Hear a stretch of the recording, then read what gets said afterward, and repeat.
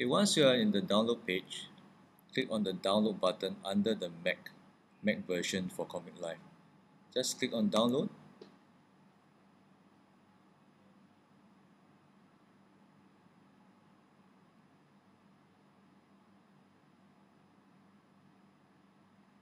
Okay, once it's done, double click on the icon to open up.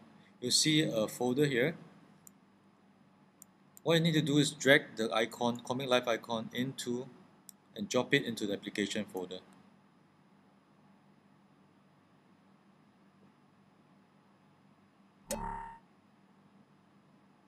Okay, now once it's done, do a Apple spacebar or Command spacebar. In the spotlight, enter Comic Live and click on the Comic Live application. Click on Open.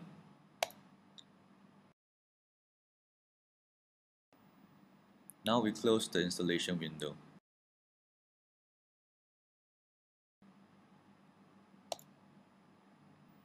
Installation is complete and you can start your first comic.